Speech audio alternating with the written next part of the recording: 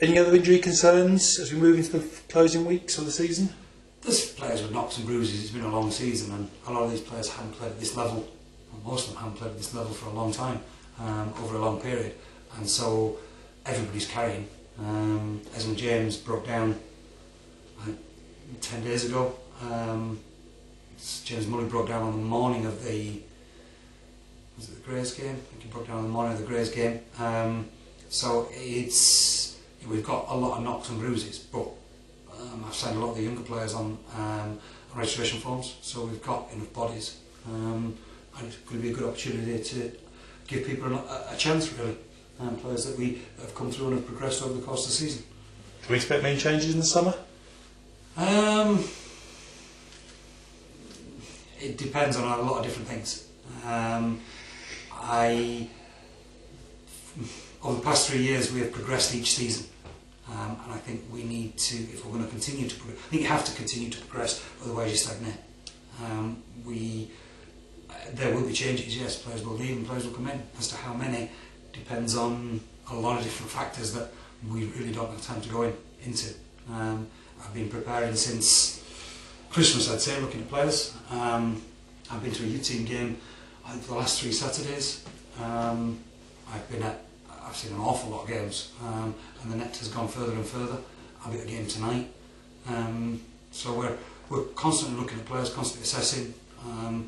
I saw quoted somewhere that I've got 15 players on a list that I'm looking to sign. That's not the case. What I've got is a list of 15 players, and there might be 5 centre halves on there or 5 centre forwards, and I might only look to sign one. But what I have learned is if you aim to sign 3 players and you pick 3 players, it doesn't work out like that.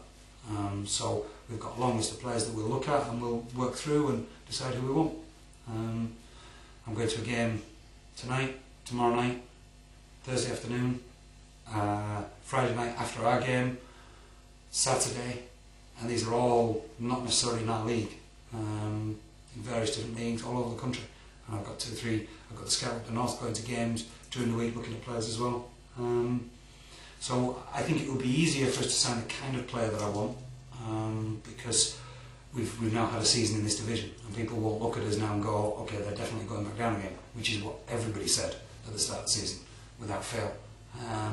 So I think, bear in mind we haven't yet secured our position, but once we do, I think it'll be an awful lot easier to sign the kind of players that I want. Plus, last year the season dragged on for another 2 weeks.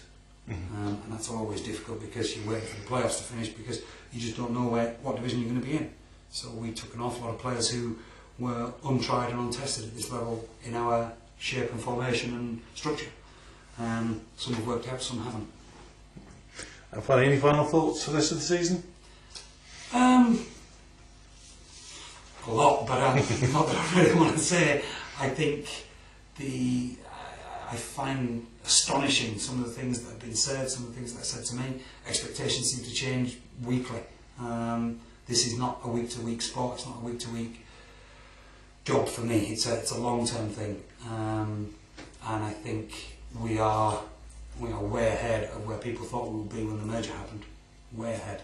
And I'm working very, very hard to try and improve things on almost every level. In areas that are not really my remit, but I feel that I've got to do that to try and push the team and the quality of play and standards higher and higher.